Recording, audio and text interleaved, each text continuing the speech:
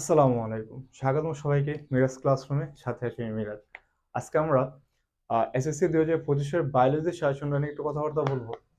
বায়োলজিতে chapter আছে 14টা। ঠিক আছে? এখন তোমরা যদি একটু বিগত সালের কোশ্চেনগুলো যে যার বোর্ড থেকে দেখে থাকো, তাহলে আন্দাজ করতে পারবা যে এই বছর কোন কোন চ্যাপ্টার থেকে কোশ্চেনগুলো আসতে পারে। তো আমি যদি শুরুতে ঢাকা বোর্ডের কথা একটু বলি, শুধু ঢাকা বোর্ডটার কথা, তারপরে সব কয়টা বোর্ডের কথা আমি আলাদা করে বলতেছি।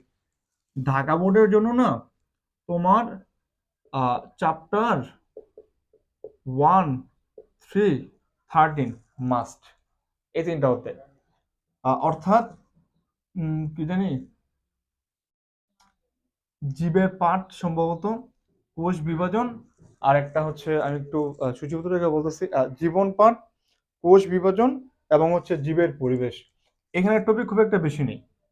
ঠিক আছে, একদম কমন টপিক এগুলোর মধ্যে দেওয়া আছে। এর বাইরে চ্যাপ্টার 4, চ্যাপ্টার 5, এর বাইরে। এখন এটা ঢাকা বোর্ডের জন্য মাস্ট, এই তিনটা। যদি শুধু ঢাকা বোর্ডের কথা যদি আমি চিন্তা করতে চাই, এবার যদি সামগ্রিকভাবে সারা বাংলাদেশের সবকটা বোর্ডের কথা চিন্তা করতে চাই, এটা সারা বাংলাদেশের প্রেক্ষিতে বলতেছি। চ্যাপ্টারের ক্ষেত্রে চ্যাপ্টার 1 তো শিওর, চ্যাপ্টার 2, আচ্ছা চ্যাপ্টার 2 লাগবে না, চ্যাপ্টার 2 বিশাল পড়ে দিই। যে চ্যাপ্টার 2 না পারো দরকার নেই, চ্যাপ্টার 4 মাস্ট।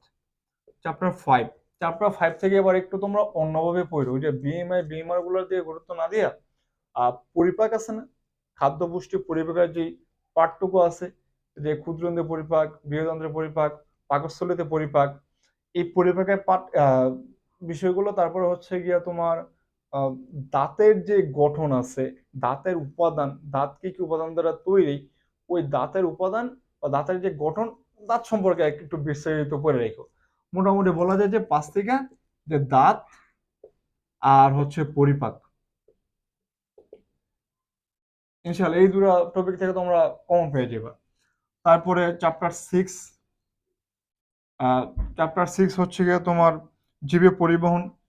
চ্যাপ্টার 7টারে আমি গুরুত্ব দিচ্ছি আবার দিচ্ছি না ইচ্ছাকৃত ভাবে, সম্ভাবনা আছে আবার কিন্তু কম, এত বেশি সম্ভাবনা নাই। তারপর হচ্ছে চ্যাপ্টার 8, 10, 11, 12, 30, 40। আচ্ছা দিলে না পুরো বইটা দিয়ে দেওয়া যায় ইচ্ছা করলে। এখানে আমি 1 শিওর, 4 শিওর, 5 শিওর, তারপরে হচ্ছে এই 11, 12 মিলে একটা, 13 থেকে একটা। এখন তোমরা সাধারণত যারা বায়োলজি পড়ো তারা কম বেশি বায়োলজি ভালোই পারো, পুরো বই টাইপের পারো। আমি এখানে যে অধ্যায়গুলো লিখছি, আমার মনে হয় না এখানে অধ্যায়গুলো না পারার কিছু আছে। ঠিক আছে, এবং তোমরা এই প্রত্যেকটা যদি মনে করো খুব শর্ট করে পড়বা, 1, 4, 5। এরপরে তারপরে হচ্ছে গিয়া তোমার 11, 12, 13 কটা অধ্যায় দিলাম? মোট 6টা অধ্যায় দিলাম।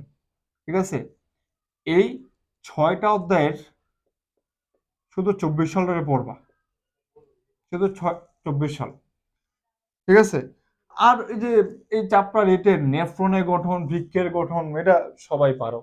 চ্যাপ্টার 6-এর হৃৎপিণ্ডের গঠন, এরপরে হচ্ছে তোমার ওই যে জীবে পাতার মধ্যে যে পানি পরিবহন, ওটা কম বেশি সবাই পারো। এগুলা তো আটকাইবে না। তো তোমরা এই অধ্যায়গুলো একটু ভালো করে দেখে যেও। এবং ঢাকা বোর্ডের জন্য বলতেছি যে 1, 3, 13 শিওর, যদি কপাল ভালো থাকে তোমরা 13 থেকে 2টা সিকিউ পাইতে পারো, 13 থেকে। আর এই তো, তো ইনশাল্লাহ দেখা হচ্ছে পরবর্তী ক্লাসে। টিল দেন, আসসালামু আলাইকুম।